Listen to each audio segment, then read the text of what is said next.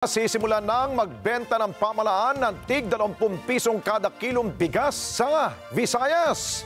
At ayon sa Agriculture Department o DA, pauna pa lamang ito dahil target din ng gobyerno na gawin ito sa buong Pilipinas. Eden Santos sa balita. Pagkatapos ng halos 3 taon sa pwesto ni Pangulong Ferdinand Marcos Jr., sa wakas makakabili na ang publiko ng 20 pesos kada kilo ng bigas. Yan ang inanunsyo ni Department of Agriculture Secretary Francisco Chu Laurel Jr. kasunod ng isinagawang closed-door meeting kasama si Pangulong Ferdinand Marcos Jr. at 12 Visayas governors sa Cebu Provincial Capital.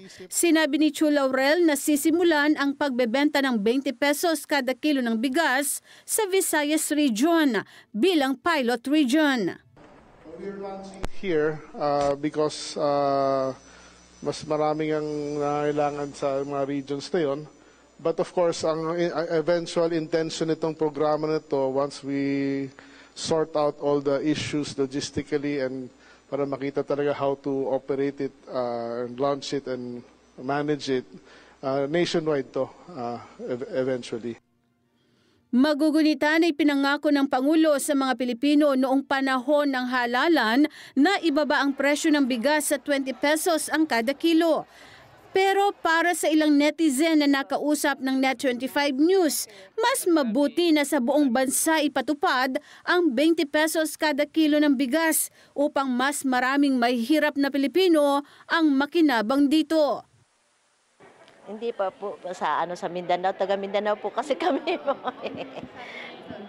Sana totoo po. Tapos hindi lang sa Visayas po, buong Pilipinas para yung lahat makapakinabang. Masaya kung halimbawa totoo po 'yon. Pero sana buong Pilipinas kasi sa Davao kami, Davao City, mahal talaga ang bigas namin doon. Wala pang mura. Sa totoo po, sa balita po yan, masayang-masaya po kami na makabalita po ng ganyan. Pero sa amin po, sana po lahat ng sinasabi ay gawing totohanan lang po sana. Kung si Pangulo po yung nagsabi, marami din siyang nasasabi na hindi rin nangyayari po. Kaya sana po maging totoo po yung sinasabi nila yan na sana buong sa Pilipinas ay magawa po yung pagbabalat ng mga presyo ng bigas para lahat po ng Pilipino ay makinabang. Paliwanag naman ng kalihim na mas maraming nangangailangan ng murang bigas sa Visayas Region. Sa ngayon, parang napagkasunduan in essence is 10 kilos per week. So 40 kilos per month until December. And pwede pang i-stretch yan hanggang February. But our President has given the directive to the Department of Agriculture to formulate this to be sustainable and ituloy-tuloy hanggang 2028. Ngayon lang natin i-launch ito. Kaya nag-meeting today. Nilinaw naman ito na may 2 template sa bentahan ng 20 pesos kada kilo ng bigas.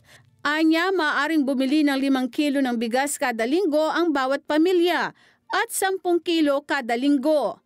Yun nga, medyo mas pangit sabihin, but mas kailangan ng tao dito. Eden Santos para sa Mata ng Agila. Matatag, matapang, matapat.